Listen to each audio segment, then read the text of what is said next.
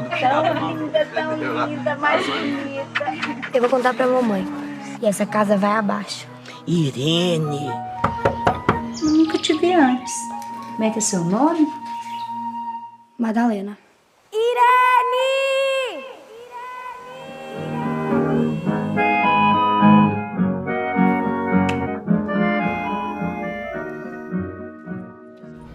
Começando mais um Cinematório Café, hoje conversando com o diretor Fábio Meira, diretor e roteirista do filme As Duas Irenes, premiado agora no Festival de Gramado, inclusive pelo júri da crítica, um filme que também foi exibido no Festival de Berlim este ano e está em cartaz nos cinemas brasileiros já no circuito comercial. Primeiramente, Fábio, muito obrigado por estar aqui conosco para essa entrevista. Parabéns pelo filme, pelos prêmios conquistados recentemente lá em Gramado. Inclusive teve o prêmio do júri da crítica, né? Da Bracini. Obrigado você, Renato. Foi eu acho que foi o prêmio mais bacana, né, que a gente ganhou. Uhum. Foram 4 prêmios, mas realmente um prêmio de melhor filme e pela crítica foi algo muito bacana, assim. Ficamos muito felizes. Massa. E, Fábio, para a gente começar nosso bate-papo sobre As Duas Irenes, queria que você começasse falando sobre a inspiração para contar essa história, né? E por que escolher ela para o seu primeiro longa como diretor. Hoje eu estava contando, eu comecei como assistente do Rui Guerra e eu fui assistente também lá em Cuba do Fernando Trueba, que é um diretor espanhol muito importante. E aí eu vi uma vez perguntando para ele sobre isso, por que você está fazendo esse filme? E ele falou que já com o tempo que ele está na profissão dele, que ele já percebeu que não é o diretor que escolhe os filmes, mas que são os filmes que escolhem o diretor. Uhum. E eu tenho um pouco essa impressão, porque o filme é baseado numa história pessoal, da minha família, na verdade, que eu escutei esses rumores quando eu tinha 13, 14 anos. Uhum. 15 anos depois, eu tinha sido convidado para fazer um curso com Gabriel Garcia Marques em Cuba. E essa história me veio à cabeça do nada, assim. E como era um momento de muita inspiração, a presença do Gabo ali e tudo mais, me deu um estímulo, sabe? Falei assim, eu vou escrever um filme sobre essa história.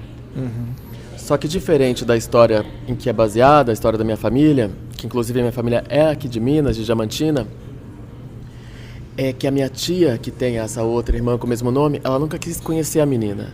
Entendi. E no filme a Irene vai atrás. Uhum. Então o filme é um pouco o que poderia ter acontecido, né? Se ela tivesse tentado saber mais. Uhum. E as pessoas em quem você se inspirou, ou outros parentes, como é que eles receberam a ideia de você fazer esse filme inspirado nessa história? Então, desde Brasília, desde a sessão de Brasília, não, desde BH, que o filme passou no Cine BH, aqui não tem edição, né? Então, que a gente tá, pessoal que tá assistindo, que tá ouvindo, a gente tá num café, então tô comendo um pão de queijo ao mesmo tempo. Mas, por exemplo, veio uma prima minha em BH ver o filme. E eu apresentei, como eu sempre apresento, falei da história, que é uma história pessoal. E no final da sessão ela perguntou, que história é essa? Ela não sabia. Nossa. O filme agora passou em Fortaleza. Meu tio, que é irmão, né, da minha tia, também nunca soube. Já a mulher dele, a cunhada da minha tia, ela sabia, porque a minha avó contou pra ela. Uhum. Mas não tinha contado os homens não sabiam, só as mulheres. Mas a minha tia não contou pra minha prima, por exemplo. Então acho que o filme fala muito desses tabus também, né? Porque, afinal, esses tabus são muito fortes numa família. Porque o fato de você não discutir as coisas acaba com que elas fiquem mais fortes, né? Os rancores aumentam. Mas o filme, ele não fica tanto nisso. O filme trata mais do encontro das duas meninas. E como é que você chegou às duas, né? A Priscila e a Isabela?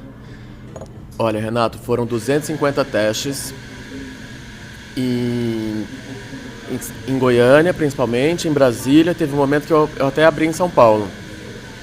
Mas, ao mesmo tempo, por mais que eu testei tantas meninas, elas chegaram a mim de uma forma meio orgânica, sabe? Quase por acaso. A Priscila, que faz a Irene da casa principal, eu tava fazendo uma pesquisa numa escola de balé, eu tava descendo uma escada, ela tava subindo a escada.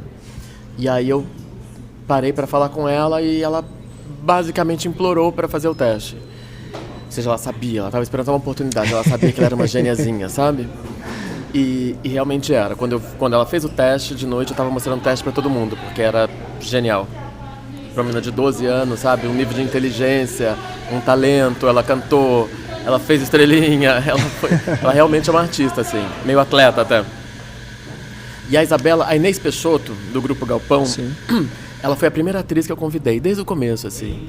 Desde 2010, quando eu comecei a escrever o roteiro em 2009, em 2010 eu já decidi que ia ser a Inês que ia fazer esse personagem.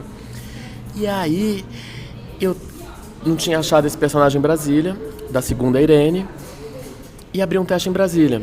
E comecei a fazer pesquisa de madrugada, assim, nos sites. Achei um site de modelos e vi uma foto da Isabela, com 12 anos. E eu fiquei impressionado com como ela se parecia com a Inês Peixoto. E aí eu comecei uma caça a Isabela Torres nas redes sociais, porque os contatos estavam desatualizados, que ela já estava com uns 15 naquela época. E aí eu achei ela pelo Facebook, e aí chamei ela pro teste em Brasília, e outra menina genial, incrível, fez um teste maravilhoso. Que história. E eu tava vendo algumas entrevistas com as duas, né, na internet, e como que elas são o oposto do que elas estão no filme, né? Como é que surgiu essa sacada, assim? Foi algo... Porque, pelo que você está falando, a forma como você as encontrou não foi algo pensado, assim. Não vou escalar duas meninas que são diferentes das personagens que eu escrevi no meu roteiro. Como é que foi isso? Vem do fato de ser um filme e não ser uma peça de teatro, né? Porque, por exemplo, a Isabela perguntava, mas Fábio, por que você não me quer pra Irene tímida? Eu falei assim, Isabela, primeiro, você é igual a Inês Peixoto que eu fazia a tua mãe. Depois, o seu tipo físico é o da outra Irene. Porque a Isabela já tinha um corpo desenvolvido. Isso. E exuberante, de natureza exuberante, assim. E a outra precisava ser muito magra. Então, foi por conta do tipo físico mesmo que a gente acabou forçando, né, as duas a mostrar um lado que é muito diferente delas. Mas aí é que tá, Renato. É mais uma prova como elas são duas super atrizes, assim, por mais que elas sejam muito novas. Porque quem conhece elas pessoalmente percebem, sabe? Tipo, como elas estão interpretando aquilo ali. Porque na vida real é completamente o oposto. Maravilha. E o Marco Rica, né, que foi premiado também lá em Gramado, como é que você chegou até ele? Como é que foi feito o convite? Então, era muito importante que o pai fosse alguém marcante. E o pai, ele desde o começo, ele tem que ficar muito marcado. Então, eu já tinha um interesse em ter alguém conhecido pelo público. Porque quando ele saísse, o público já estaria com uma identificação mais feita dele, né? Mais preparada. E então tinha isso também. E eu não queria também um ator óbvio, né? Tipo, eu não queria... Não um ator óbvio, mas eu não queria que o Tunico, que é o pai com as duas famílias, eu não queria que ele fosse facilmente julgado pelo espectador. Então eu queria que tivesse uma doçura, eu queria que fosse meio aquele homem acima de qualquer suspeita, sabe? E ao mesmo tempo tinha que ser excelente ator, obviamente, porque o filme todo se comunica com muito pouco. E o Marco é excelente ator, é um camaleão que ele consegue fazer vários tipos, né? Ele fez uma coisa agora, fez até um sotaque meio mineirinho, né? Aquele mão de luva. E aquilo ali é uma coisa que ele nunca tinha feito, né? E o Tunico também, assim, por exemplo, usa o bigode, ele nunca tinha usado o bigode também. Então, eram essas duas coisas, assim, um ator que tivesse a genialidade de conseguir trabalhar com pouco texto e desse essa dimensão do personagem, e ao mesmo tempo um ator que não fosse... que facilmente não tivesse, assim, uma pinta de cafajeste, nem de um cara escroto, sabe? Fábio, hoje há como é que eu vou dizer, um escrutínio a respeito da representatividade e da representação das mulheres no cinema, nos filmes, né? Inclusive uma discussão muito forte sobre o lugar de fala. Como é que você vê essa discussão, sendo você um cineasta, um homem que fez um filme que é uma história de duas meninas, tem aqui todo aquele universo feminino da descoberta, né, da adolescência. Como é que você vê essa discussão? Eu acho que essa discussão é muito importante, né? É muito importante que as mulheres tenham voz também, não só por trás das câmeras, mas também na tela. Eu lembro do discurso da Cate Blanchett quando ela ganhou o Oscar, você lembra? Era pelo Blue Jasmine. Sim. Ela falava assim, olha, os produtores têm problemas com personagens protagonistas mulheres, porque ele acha que são filmes que rendem menos. Historicamente, as protagonistas femininas rendem menos comercialmente nas bilheterias. E ela falava assim, olha, eu não lembro os dados, mas eu sei que eles já estavam 3 meses em cartaz no mundo inteiro, não sei o quê. E ela falava isso, o mundo gira. Uhum. E eu também não entendo. Eu consumo muito mais histórias femininas. E eu acho que isso é muito importante também, por exemplo. Me perguntam também, você por contar essa história, você quis escolher mulheres para a equipe? Não. Faz parte da minha história de vida, entendeu? Eu sempre convivi muito mais com mulher do que com homem. Desde o meu primeiro curto, eu trato de protagonistas femininas. É uma coisa que é minha, entendeu? Eu lembro desde criança, essas aulas de interpretação, comunicação e expressão, interpretação de texto, lembra disso? Uhum. E eu lembro a primeira letra que eu vi do Chico Buarque, que era ele num papel feminino. Aí eu achava isso muito interessante, sabe? Você como autor, capaz de se colocar na posição do outro, e até do outro do mesmo sexo. Então, isso sempre, para mim, foi uma possibilidade aberta, talvez pela própria experiência desde criança, observando o Chico Buarque, que é o meu artista favorito, o músico que eu mais escutei e tudo mais. Então, desde sempre eu venho tratando de personagens femininas. A maioria dos meus trabalhos são personagens femininas. Mesmo os 2 últimos são documentários, que eram para a ESPN Brasil, eram com atletas, eram com jogadoras de vôlei. Então, faz um pouco parte da minha história. Claro que tem uma parte ali do filme de coisas que eu não saberia, sabe? Eu costumo brincar falando que o dentro do banheiro eu não sei. Então, a portas fechadas eu não sei. Então ali tinha uma pesquisa minha também, de conversa com outras pessoas, com família, com amigas, com tias, com primas. E ali eu terminei de construir as mulheres. Mas com certeza, As Duas Irenes, ele é um filme feminista, obviamente. Aquelas meninas estão discutindo a sociedade patriarcal, elas estão querendo tomar as rédeas da vida delas, das duas, mas é naturalmente feminista, sabe? Ele começou a ser gerado em 2008.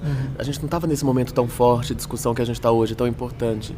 Mas as duas meninas, com certeza, elas não aceitariam uma posição social diferente do homem. As Duas Irenes, não. Perfeito. Eu queria que você falasse também da fotografia, né, que é feita pela Daniela Carrias. Daniela Carrias. Você trabalha com ela, né, já há mais tempo. Como é que foi essa parceria para o longa? Porque os enquadramentos são fantásticos, né? Tanto nas cenas internas quanto nas externas. É uma coisa realmente muito bonita. Engraçado esse tema, né? Porque eu sou da teoria que o quadro é da direção, né? Fotografia é iluminação. E eu tinha essa conversa com a Dani, assim, a gente pensa junto, obviamente, né, enquadramentos, mas eu já trabalhei com a Dani esse era o nosso 7º trabalho juntos, que a gente estudou junto na Escola de Cinema de Cuba. E eu acho que a Dani fez uma luz muito bonita, porque o filme é todo com luz natural. E a gente tem um fascínio pelo Sven Nykvist, que é o fotógrafo do Bergman, que é um cara que também sempre trabalhou luz natural. E a Dani só tinha 6, 7 espelhos para iluminar o filme. Basicamente a gente não tinha luz artificial. O filme tem 2 ou 3 cenas com luz artificial. O resto tudo é luz natural. Eram realmente espelho e rebatedor. Então é um trabalho genial da Dani, assim, de luz no filme, né? Porque isso é... E tem uma outra coisa importante, que quando eu falei com a Dani, eu falei assim, olha, a luz de Goiás é uma luz muito impressionante. Que é a questão do... Eu não sei, Renato, se é porque é muito árido ali e tem muita solidificação no ar, mas é tudo rebate, tudo reflete, sabe? E a Dani conseguiu reproduzir essa luz no filme, isso é muito bonito. Quanto à posição de câmera, enquadramentos, era importante que o filme fosse simples, entendeu? Porque, e outra, a gente não poderia fazer grandes movimentos de câmera porque as meninas estavam começando. Então, eu não poderia encher elas de marca, né? Porque eram 2 meninas que estavam fazendo um filme por primeira vez.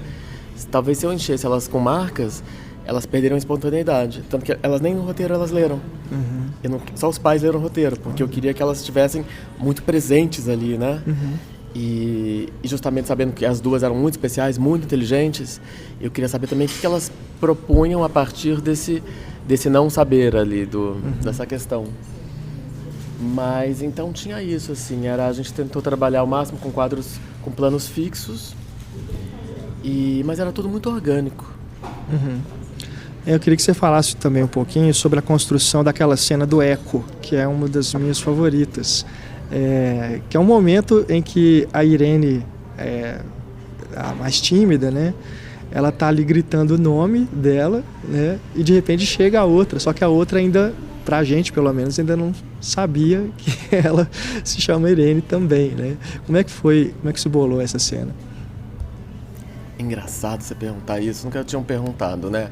Eu acho essa cena muito interessante, porque eu não vou lembrar nem qual o filme era, mas era um filme, Renato, que no final o protagonista tá jogando pedras num abismo. Eu não lembro qual é, mas tinha uma coisa dele tá apedrejando o destino, sabe? E pra mim, aquele grito ali da Irene, a gente não sabe se ela tá gritando por ela mesma, se ali ela tá num momento de, sei lá, tentando desperrar-se, ou se ela tá chamando pela outra, né? A gente não sabe. Então ali tem uma coisa que eu acho interessante, que é uma coisa meio dúbia, sabe? Ela tá se comunicando com a natureza, ou ela tá se comunicando com a outra Irene. Agora, você sabe que o eco, ele não é do roteiro. O eco é a ideia da Virginia Flores, montadora. Olha que massa. E eu adorei a ideia dela, porque é como a natureza devolvendo pra Irene também, né? O nome. E de repente vem lá um daqueles reflexos da natureza. Mas é um eco natural ou vocês foi na pós-produção? É um eco da edição de som, com efeitos na mixagem. Ficou muito realista, assim, né? Embora seja uma cena que tem essa dubiedade que a gente não sabe, né? Mas dá uma impressão de que realmente ela tá naquele vale ali, aquele som tá vindo, né? Mesmo. Mas são os truques do cinema, né? Sim, Por exemplo, aquela parede nem era tão distante. A gente aumentou o contraste dela em algum ponto dela para parecer também que era um vale maior do que era, entendeu? Então ali tem um trabalho na correção de cor, e fora o trabalho de som. Interessante, legal, né? Muito. E já que você falou aí dessa referência, né, essa influência que você buscou para essa cena, me fala de outras influências que você tem para o seu cinema, não só dos cineastas com quem você já trabalhou, né, mas também os cineastas que você gosta de ver, os filmes que você gosta de ver, o que você trouxe, né, para as duas Irenes. Porque a gente, como público e como crítica, a gente observa algumas coisas, né, a gente identifica, supõe que pode ser aquilo, pode ter tirado de algum lugar, mas o diretor falando o que é mais relevante. Eu adoro rádio porque eu tenho a impressão que eu posso falar mais coisas, não tenho o suporte da imagem. Então, eu, por exemplo, você perguntou do meu cinema, eu não tenho cinema nenhum. Eu não tenho nenhum bem, eu não administro nada. Lá a gente fez uma sessão no Recife, um colega meu também falou assim, dos seus. E como você incorpora isso no seu cinema? Eu acho tão... Eu estou fazendo um primeiro filme, entendeu? Eu, por enquanto, eu quero só contar uma história. Não estou querendo deixar marca nenhuma, não estou querendo me afirmar como autor, nada disso. E eu fico até achando que isso vai contra, sabe? O processo de se contar uma história. Então, primeiro, eu não tenho cinema nenhum e nem tenho ambição de ter. O que eu quero mesmo é contar uma história. Certo. E aí tem os grandes contadores de história para mim, né? É o que a questão do Chico Buarque, ele é muito importante para mim, porque eu também sempre me transportei muito naquelas letras, né, naqueles personagens dele, que são personagens marcantes, não à toa que eles são tão importantes na cultura brasileira. Gabriel Garcia Marques é um autor que eu li muito. Clarice Lispector é uma atriz uma escritora que eu li muito. Engraçado, eu até arrepiei agora. Lá em Fortaleza, teve uma pessoa da plateia que perguntou isso. Quando você fez a mesma pergunta, né? Sobre o eu feminino e tudo mais. Alguém fez a mesma pergunta e ela falou assim, posso te fazer uma pergunta? Por acaso tem alguma inspiração na Clarice também? Olha. E eu acho que ela tem razão. Eu li muito a Clarice, eu sempre fiquei muito fascinado por essas meninas um pouco malvadas, por esse universo infantil. Não é o infantil idealizado da criança ingênua, pelo contrário, sabe? E quando eu fui conviver, eu não tenho filho, mas eu tive amigas que foram tendo filhos e eu fui convivendo. E eu fui percebendo a crueldade das crianças também, com os pais, com as outras crianças. E a Clarice, ela mostra isso também, né? Tipo, que essa não idealização das crianças. As crianças com as suas sombras também. E eu não tenho medo das sombras, sabe? E já pegando esse embalo das sombras, um cineasta que eu gosto muito é o Bergman. Porque é outro também que colocou sempre ali o foco dele nas sombras. E eu acho isso tão importante, sabe? A gente poder discutir os nossos lados mais escuros. Então, de alguma maneira, vendo os filmes dele, eu tava pensando sobre mim também, como ser humano. Mas para esse filme específico, para As Duas Irenes, é engraçado, Renato, porque não é que eu pesquisei filme, sabe? Tem o Vítor Erice, o diretor espanhol, talvez seja uma referência forte, porque justamente pela simplicidade, sabe? Tipo, conseguir tratar de temas complexos, personagens densos, através de uma camada muito simples ali, aparente. Como ele fez no Espírito da Colmeia, como ele fez no El Sur, que é o Sul, né? Eu nem sei se esse filme veio para o Brasil. Mas o que eu mais me inspirei para fazer As Duas Irenes foram nos álbuns da minha família. Olha, que legal. Eu pegava os álbuns, que eu já viajava neles muito de criança, e eu mostrei para diretora de arte, para figurinista, para gente meio... Sei lá, tinha um universo que eu queria reproduzir em relação a essa família cheia de tabus e silêncios. Massa. Você falando do Bergman, um dos que eu identifiquei foi aquele enquadramento do Persona, né? Que é famosíssimo, e naquela hora você bate o olho e você identifica. Mas, cara, legal demais. E você já está trabalhando em algum outro projeto? Como roteirista, como produtor, como diretor? Eu tô já desde 2013 que eu já estou escrevendo o próximo longa. Que já fui com ele em 2015, ganhei uma bolsa da Fundação Carolina, fiquei 6 semanas tendo consultoria, fiquei 3 semanas com Karin Ainus e 3 semanas com um dramaturgo argentino chamado Jorge Goldenberg. E o filme se chama Tia Virgínia, que é a história de 3 irmãs de 70 anos. Então, de alguma maneira eu sigo, de alguma maneira não, totalmente, eu sigo com as histórias familiares, com o ponto de vista feminino de novo, só que agora com mulheres mais velhas. Com a terceira idade. Legal demais. Então, boa sorte aí com esse projeto e tomara que a gente possa vê-lo o mais breve possível, né? Obrigado. E eu acho que tem uma coisa muito importante que é né? Eu tenho essa formação, eu nasci em Goiânia, mas toda a minha formação é mineira, sabe? O que se comeu em casa, o jeito de ser, né? Eu sou muito mineirinho no meu jeito de ser, por exemplo. Eu sou conhecido por isso. Mas... E você perguntou das inspirações. Uma grande inspiração que eu tenho é o Chekhov, o dramaturgo russo. Justamente também por uma coisa que eu identifico muito nas famílias mineiras, que são esses silêncios. São essas conversas transversais, tergiversadas, sobre... Ao invés da gente falar do que a gente realmente tem que falar, a gente briga por conta da posição dessa xícara ou desse pão de queijo, se está frio ou se está quente, entendeu? Verdade, Então, Tia Virgínia, As Duas Irenes trata muito disso e o Tia Virgínia também vai seguir tratando. Maravilha. Então, eu tenho no público de Minas Gerais um público com quem eu tenho muito interesse de falar, porque afinal faz parte da minha formação, né? Legal.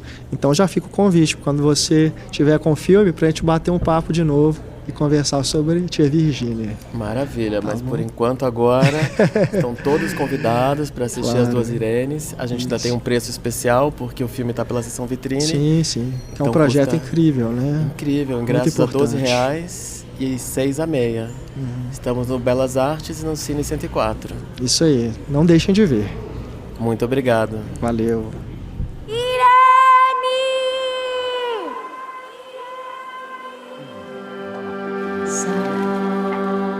Saudade, palavra triste quando se perde um grande amor. Na estrada longa da vida eu vou chorando a minha